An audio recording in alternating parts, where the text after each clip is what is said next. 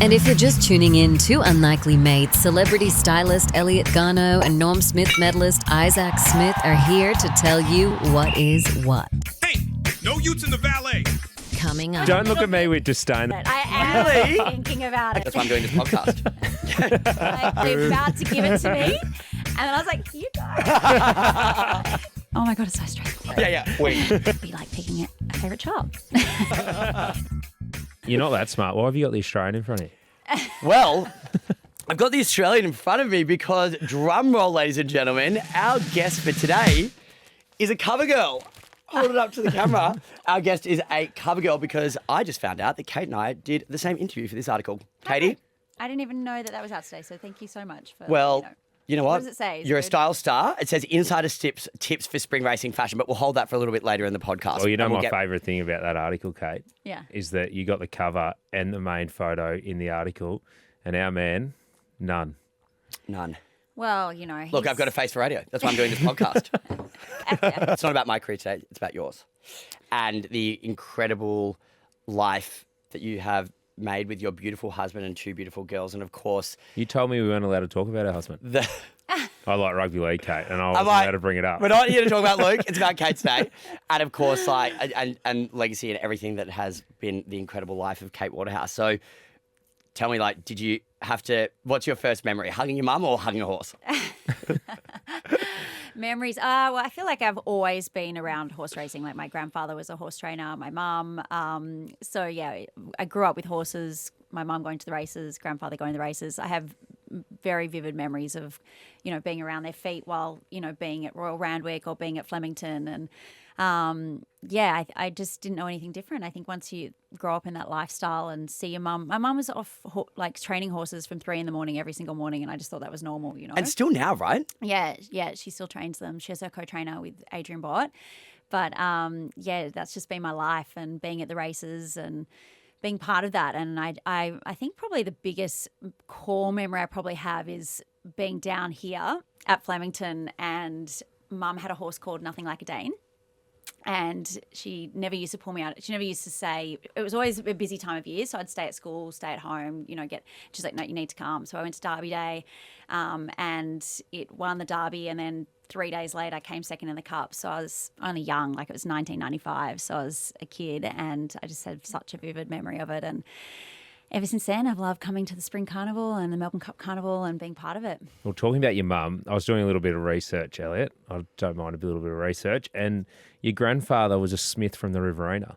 And then I was trying to make a bit of a connection, thinking, well, we might be related here, but he was a bit further out. So I don't think there was any connection. But she's often referred to as the first lady of racing. Yeah, she is. Yeah, because she was such a trailblazer, especially back when I was young. Like there was no female trainers, there were no female jockeys. There was no one really female in the racing industry. So it blew me away. Is there anything that she's passed on to you? Because she's effectively made it in a man's world and changed the whole perception of it. yeah, she really has. Like I remember it clearly in my childhood, her fighting for her license, fighting to, be who she is in the industry, and no one took her seriously at the beginning. So she's such a trailblazer in that respect, and I have the utmost respect for what she has done, and been able to. So many women have followed in her footsteps, and it's so great to see so many women in the industry now, and so many of them credit it to my mum for her really being at the forefront of that. So you had an opportunity, obviously, your earliest memories being around horses, as you just said, right? Yeah. There could have been a very easy segue for you to follow in family footsteps. Obviously, a significant legacy from your grandfather being TJ Smith, obviously, as we were just discussing, your mum being Gay Waterhouse, first lady of racing, no less.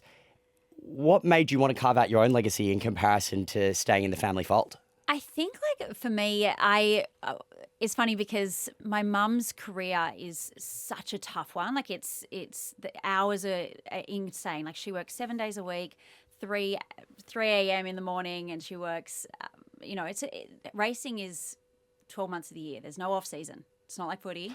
No off Katie, just tell us you want to get sleep 5 in. months. Just tell us you don't want to go up at 3. She was Don't a look little at me bit- with disdain that I have 5 months holiday here. She was a little little bit discouraging of it. Like she wasn't always Really? pushing for us to do that. So I think she knew how tough it was, and she definitely was open to it. But like every holidays we worked at her stables. When I finished school, I worked in her office. My dad was also in the racing industry. He's a bookmaker. So as soon as I left school, they both were like, when you study, you're also working for us. So I worked as a bookies clerk. I worked in my mum's stables. I worked in the stables. So I was always around it. Mum, her first career was in media. So I always say that I did follow my mum's footsteps. Okay. Yeah, right. She left school and was one of the first females ever to get accepted into NIDA. Really? I know Nada. Yep. I used to school. drive. To be honest, having met your mum a lot, I can see that. Yeah, She yeah. definitely could have been an actress. Yeah. She is camp. So she wasn't allowed to go. Her dad didn't let her go and was like, no, you're not going. Oh. So then they went on a holiday to England and they were having like a family holiday. She was only 18 or something. She's like, I'm not coming home with you. I'm staying on. And she carved out her own career in acting. And she was on Doctor Who, like all the. Oh, Oh my God, really? she's actually like accredited actress. Yes, yes. Okay, No plot way. twist here. Yes, yes. So This she. just throws the whole podcast in a completely Yeah, yeah, different All direction. these notes, it's making me really nervous. Can I have some notes or something? Like, pass them over so I look like I'm like credible here. What do you mean you're a journalist? Come on. So she was a fully fledged actress. So she came back and she still worked on TV in Australia. Then she went into presenting, and then she was a presenter on TV for racing, which I do. So I feel like Yeah. I followed in that way. Definitely. And then that's how she met my dad. She asked her, my dad's dad was also a bookmaker. So I've got my mum's dad. My mum was Also a horse trainer. full racing You really fan. rebelled. full You've racing. really Yeah. rebelled. So no, I haven't. I'm telling you how. No, I she's haven't saying she rebelled. hasn't. I'm like, Well, I I'm mean, from a following. traditional connecting racing with her junior mum. Yeah. She's like, So she she asked my granddad, my dad's dad, if she could interview him for her racing TV show on I think it was Channel 9 or something. And he said, look, I can't do it. I don't have the time, but why don't you interview my good-looking son who is an upcoming bookmaker? And so then she interviewed my dad, and the rest is history. They married and whatnot. But Hang on, yes. are we getting Tinder on for a sponsor? Are we relationships podcast? So yeah, she was a presenter, and so I feel like I did follow in that way because I now work at racetrack, and also I feel like. So my mum, when we go to the races, my mum is there. We're all there in different working capacities. Mum is there training horses. My dad is there bookmaking. My brother used to be there bookmaking. I'm there, but in the fashion space and TV. So we're all in this industry, but in such different capacities. Is this a strategic play? Like, I feel like if you're running any good business, you want to be taking a clip from every Yeah, angle yeah, of the from every industry. angle. Like, did your mum and dad sit you down and say, rightio, so you're going to take fashion, I'll take the bookies? So yeah, people think that I didn't follow in her footsteps, but in some ways I took a little, a feather out of her cap. yeah, true. So what was the work? Oh, I just want to jump in quickly. Sure. You mentioned you did pretty much every role in the industry when you were a kid. What was the worst role, like in the stables or being the bookies clerk? I or- actually would find being the bookies clerk pretty terrifying because, like before that race, like it's all quiet and then all of a sudden like the race is about to run, the odds are changing and then you have a million people just screaming odds and numbers and you're just like trying to type it in and trying to take the cash and put, Oh, no. It's quite daunting and then like people are putting a lot of money on and Yeah, of course. I used to be like, oh God, especially on those big days. I'm like, this is so stressful. What about shoveling poo out of stables? Yeah, take that any day. Take Really? that any day. Okay. I'm used to that. With my kids' ponies. Like even my husband, when we are with the ponies now, he's like, "Oh, that smell." I'm like, "It doesn't even smell." So did you ever make an incorrect, I don't know, what would you call it, an order, Oh my God, I actually did. and your Really? dad not talk to you on the way home, or? Well, actually, I ran my own stand, to be totally Oh, you honest. did? Yeah, at Rose Hill, my dad was like, right, you will run this upstairs corporate suites. And I ran my own stand, but that's not where I made the mistake. One day, I'll never forget it, this guy had this huge bet on something and I put it in and then I realised that he'd walked away and I realised I'd done it wrong. So I cancelled the ticket and redid it. So I felt so proud of myself that I had the right ticket and I could just see him, the horse won. And so, like, I could see him looking at, like, he had obviously looked at the ticket and read that it was wrong. And he was coming over to me, absolutely about to give it to me. And then I was like, here you go.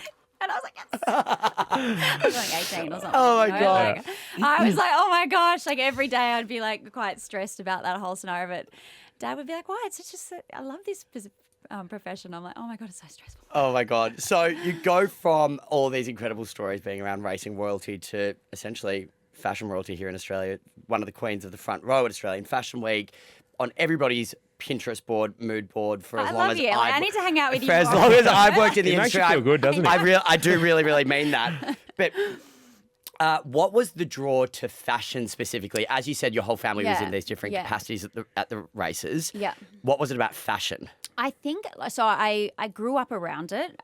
Although my mum was in a man's world and always, as a horse trainer, she was always so elegant. So even to go to the track in the morning, she's putting on the lipstick, putting on a headscarf, looking chic, like she always looks fabulous.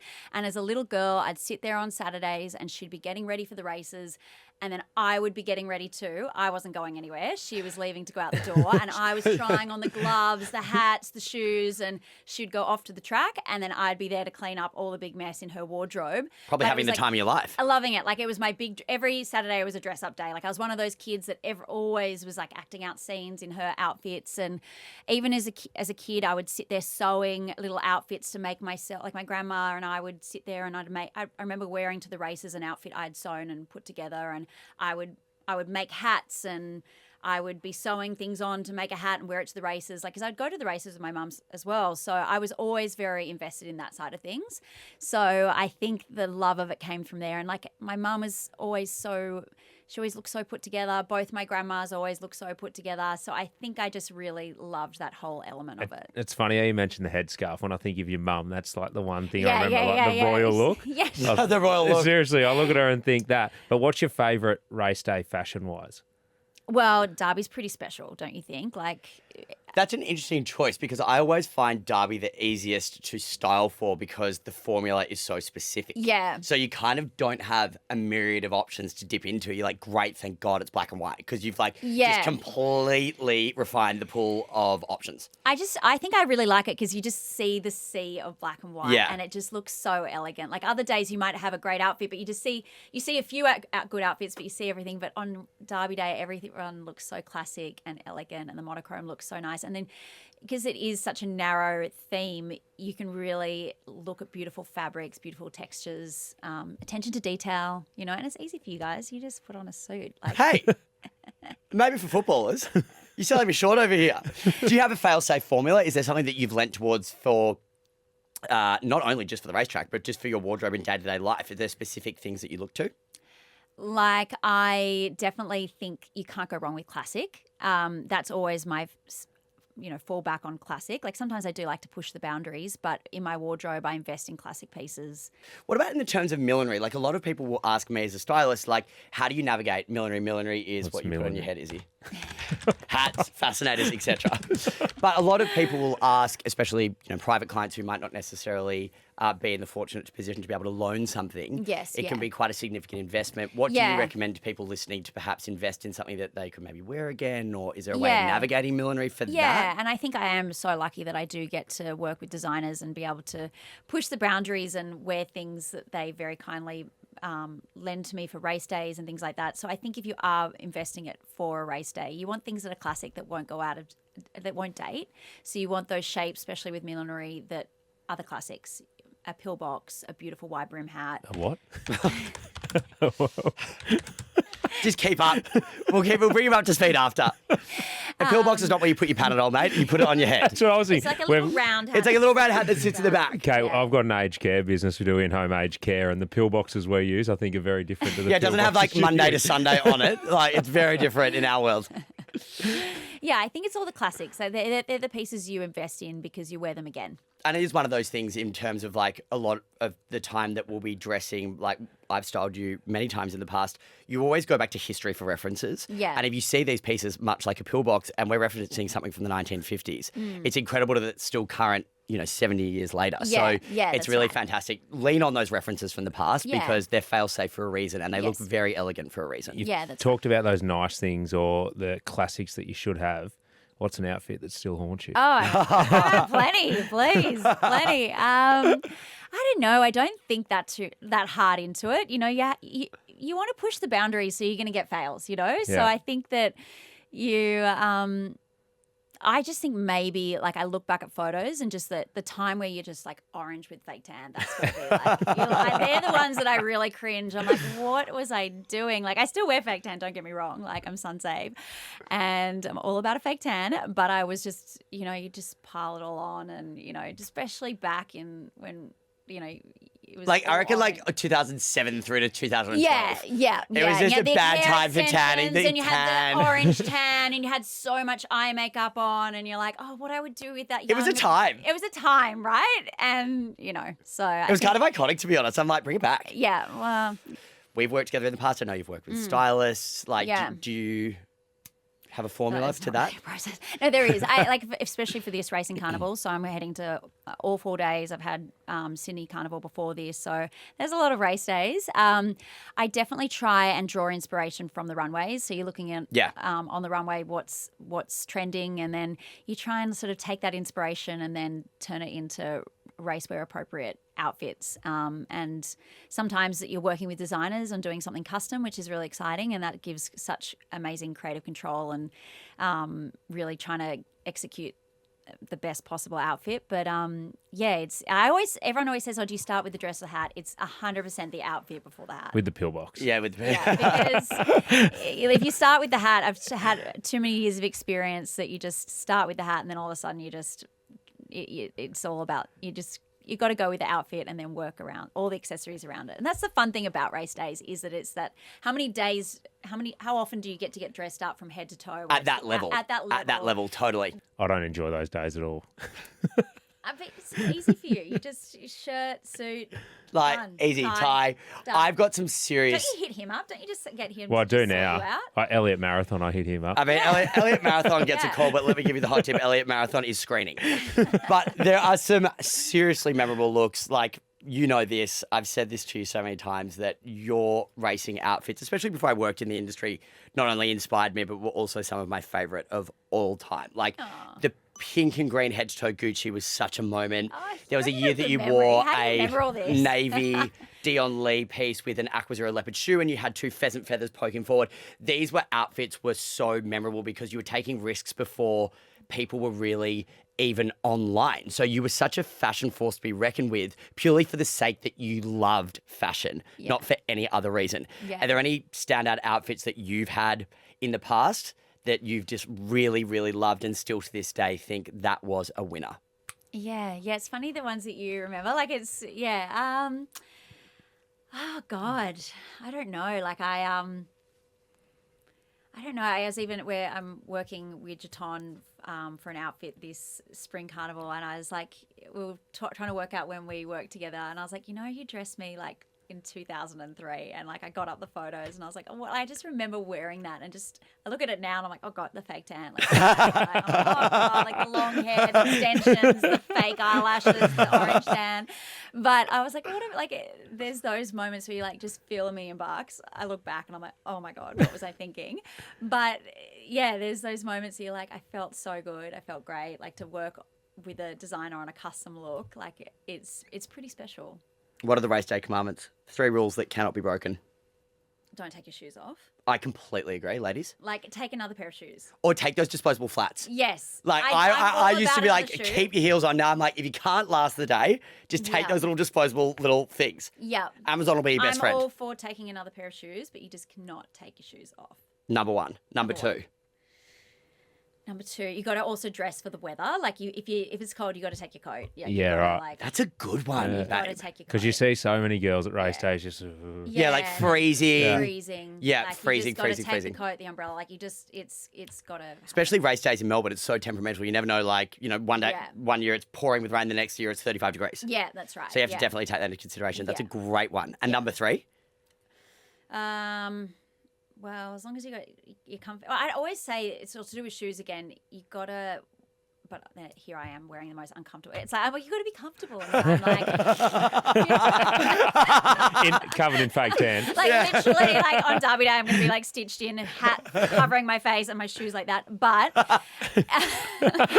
if I was just going for a day out with my friends, like, I'm lucky enough to go with Lexus, and I'm an ambassador for Lexus, so I really push the boundaries and have fun with it. But if I'm just going to enjoy the day with my friends, you have to be comfortable. So it's like, wear those shoes in. Don't wear the brand new shoes. If you are, wear them every day, so you're like they worn in a bit.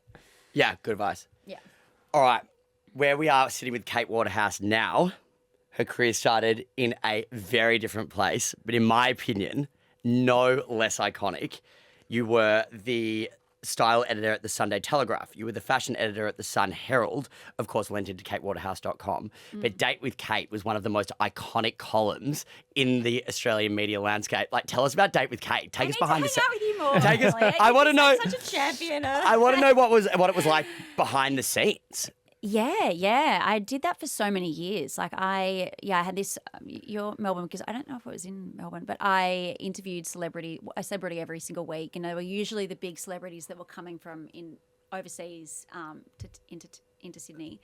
And I got to like not only interview them, but actually sit down and have lunch with them. So I felt really honoured that I got to do that. And like, it's quite a unique experience to have such a lengthy time to sit and chat to someone that I would never get the opportunity to meet. How long was the time? It was like, I'd have it was Date with Kate over a lunch or a meal or a drink or whatever they normally like an hour and a half. Just a nice long lunch. Yeah, but was it? Like, was their publicist not like right there breathing down your neck? And was it not like their whole team being like, all right, entree's done, let's go? Like, no, I did. It was, and that's what was so interesting, because you had the people that were just so laid back and like, I'll just get another cocktail. And you're like, okay, right. Like, And you're like, so it's going really well. You had like the people that like, the publicist, like, not that question, not that. And you're like, okay. So like, you just, like it was. So who was the best guest you interviewed then? Good question. Oh, there's just so many. I feel like, I don't know. I actually loved interviewing Baz Luhrmann. Like, he's that would be amazing. Yeah, because I just so we used to film it as well, and he really took over. Like, he was like, "Do you mind if I just move the camera?" I was like, "Please, like, do what you got to do." I'm not happy with the lighting. Yeah, he was like, "I think the lighting's here is better." I'm like, "Direct, please." Am I going to win an Oscar? Yeah. So, but like, I got to interview so many interesting people. Like, I interviewed Kim Kardashian a few times, so to see her like. All right, give us the tea. Yeah, like I interviewed her at the very beginning of her reality show career, and that was just like, meeting at a bar and just having a few drinks and giving a box of Tim Tams to like fast forward like 10 years later, and we're meeting at the Park Hyatt. She's got Kanye West in one corner and Northwest in the other, and like East West in like publicists galore. So just to see the evolution of that, of like how much it changed, and just to see that and to be around that is pretty unique. What was Kim like in terms of professionalism, having interviewed her at the beginning of her career and then 10 years down the track? Did you feel like you were talking to the same person, albeit a little bit more managed with publicists and stuff? Did you have a similar rapport? The second time was definitely like, because it was like we had 9 questions. It was this amount of time. It was like, and I understand that I understand why she has to be like that. She'd gone from just being a little reality show to like literally being on the front cover of Vogue and being one of the most famous people on the planet. So I remember we had to wire up for the interview, but like it had to be her people. We couldn't touch her. Like I understand it, because she is such a famous person that she had to evolve with that. But I think she's such a professional, and you see her in.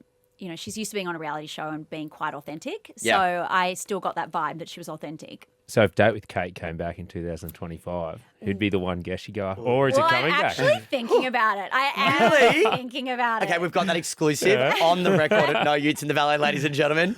Well, you guys will have to be my first guest. Okay, fine, if we must. Hey, we could sit at the bar, eat Tim Tams and drink cocktails all day. Would you be? Would you be the cocktail, or would you be like, wrap this up? No, I'd be the cocktail. I'd be the long lunch. I think you know that you and I would definitely be the cocktail. Tell me, lastly, before we move on from Date from Kate, what made an interview like interview proof? Did you have anything that you kept up your sleeve where you're like, I'm going to get a good answer out of this? Look, I think just like if you got a bit of time with someone and being able to just, just talking to them and having to,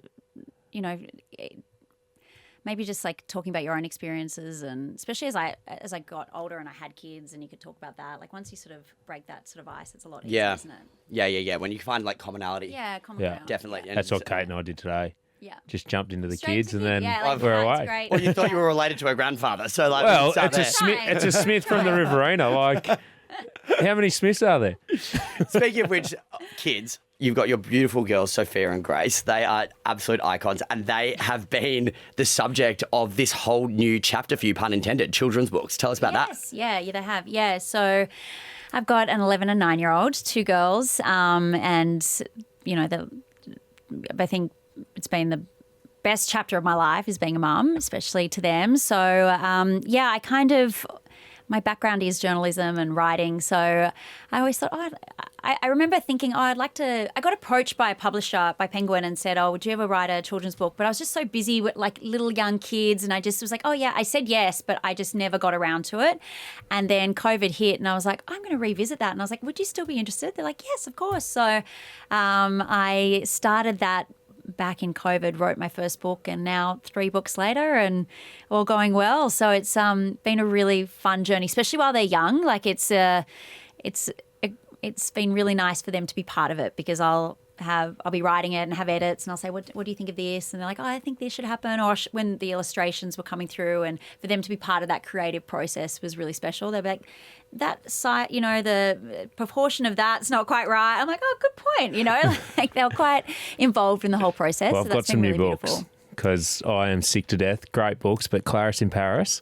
If I have to read they're about coming your way. if I have to read the Eiffel Tower one more time, and Isla is like, Dad, stop. I like this. I like this dress. I like this dress. This one's my favourite. Then you're not going to like these that. books. This is exactly the same realm. No, it'll be This is good. No, fashion. I did love it, but 12 months later, after reading them on repeat, I need some new ones, so it'll be good. Okay, so give us the goss.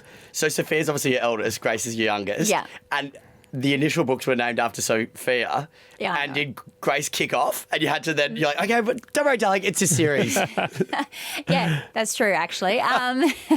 So I wrote it. I knew what the storyline was. It's because my background is horses and fashion. So I was like, it's something to do with horses. It's something to do with fashion, which has actually been a really unique point because a lot of children's books are all about unicorns. There's actually not many children's books about ponies, and so many young girls, especially girls but boys, love ponies. And the feedback I've had is that they go to children's book stores and say, can I get a book about a pony? But it was always a unicorn. So I feel like Too magical. Just bring it back down to earth. Yes, that's right. So I feel like it was quite a niche. It's gone quite well. Like I was like, it's got to be a fashion. It's got to be a horse. So I was throwing up names, and I wasn't sure what to name it after. And then I had a friend that was like, why wouldn't you name it after one of your girls? And I was like, okay, great. And it already had I knew it was about a show pony. So I was like, Sophia, the show pony. So I was like, it's going to be Sophia. And then they said, would you want to write another one? And they said, I put Grace in the first one as a bunny. She was like just a little like character within the book. And then they were like, so you're going to write Sophia the show pony number 2? I was like, actually, It's getting a little bit tumultuous at home. The dinner table's not going we'll well. get to the second. We'll see where Sophia goes, but we're just going to insert another character in there, and it's going to be Gracie. So Is Gracie a horse? Yeah, because it was such a success having a children's book about a pony that I was like, why steer away from that? I feel like that's my niche. Are they sisters in the book?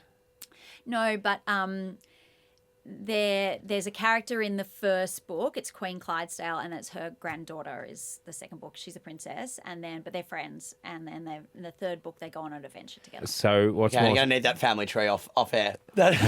So what's more stressful, a cross at Derby Day or bedtime with the kids? Oh, yeah, they both have their ups and downs. Well, I'm not in the thick of it like you are. Like when you're in the trenches, bedtime's like you horrible. are the trenches. But I'm 9 and I've got 9 and 11-year-old now, so they're pretty easygoing. But they do like to push that bedtime out. That's for sure. But I'd take bedtime over Derby Day for ease anytime. What do you want your girls to learn from the Waterhouse women? Look, I think for me, resilience is a really big one. I think that's something I really try, and especially in this day and age where so much is I love what about my mum is that she has so much resilience. She works hard, and I really want them to see that and take note of that and also become that. So I think strong, independent, resilient. I want them to be happy really and just follow their path. And I don't know what they'll do. I know whatever they'll do, they'll be good at it because they're very enthusiastic and they like to work hard. But I think having that role model of my mum and seeing how strong and resilient and but also kind and compassionate too. I think it's a really nice balance to have both. Much like yourself. Oh, I've got to hang out with you you're more, nice. Elliot. So horse racing is the sport of kings. Did you ever meet the Queen? No, but my mum did train for her. She trained for the Queen Mother, and my mum has met the royal family. I've seen from afar. I remember once I was at Ascot and I just quickly took a photo and someone was like, "You can't take a photo." I'll delete it. Yeah. Wait. I've been over to Ascot a few times. It's amazing. It's incredible. I want to ask, best horse track globally? Like, so Middle East is building these amazing ones. Yeah. You've got the tradition of England, Melbourne, Sydney, you got Randwick, Flemington. What would be your number one? It's funny, I get asked that a lot because I've been lucky enough, like I have been to all around the world, as I said, Ascot, Hong Kong, Dubai, but I think we have something pretty special here. Like, and I'm not just saying that, like the combination of the world-class racing, but also the fashion, what we put on here, I can't describe to people over there. They always say, "Oh, what's Australian racing like?" And you're like, "It's nothing like this." Like, I feel like the whole nation gets behind it as well here, where you go to Ascot and it's a very small group of people that actually attend the races. It's quite a small race course and it's a smaller crowd. You come here, like you guys get a public holiday. We even had one last week for the Geelong Cup. Like it's insane. That's only for people who live in Geelong. Well, I don't even live in Geelong, but one of my kids goes to school there. The other one goes to daycare. They take different days. Oh, so like it's pretty incredible what we have here. Yeah. Like it comes race day, everyone know. Like they're like, "Oh, it's Melbourne Cup Day." yeah. Like, everyone knows it. Yeah, Like it's true. Where do you get that else in the world? Where you just go past someone on the street and they're like, "Oh, it's Melbourne Cup." I want to talk a little bit about your personal brand. So obviously, as you've forged this incredible path, what advice would you give to listeners who are looking to do the same, whether it be in fashion, media, Yeah. or of course racing? Yeah, because I feel like I never set out to be like, right, I'm going to have a website and then I'm going to turn into working with brands and collaborating with brands on Instagram. Like my biggest advice would probably be just go with the flow a bit. And, I studied a Bachelor of Arts in Media and Communications and always thought that I was going into journalism and I'm going to be doing this, doing that. But my career's kind of evolved. So I started in newspapers where I thought I'd start in TV. And then I did that. But then the whole blogging world took off. So I sort of went into that. And then the whole life of Instagram took off and social media. So I sort of flowed into that. I never went out and set out and was like, I'm going to do this. You just have to kind of ebb and flow with what comes your way and take opportunities that you're not quite sure about and just give them a go and see how it goes. And yeah, just be open to things. Biggest highlights along the way as you sit here with a moment to reflect? Well, when you say highlights, it's got to be my kids. They're number one. Of course. Yeah. Being a mum is the greatest gift. Biggest highlights. I think David Kate was a massive highlight. That was really, I feel just really honoured that I got to have that opportunity to meet people that I interviewed people like Cameron Diaz.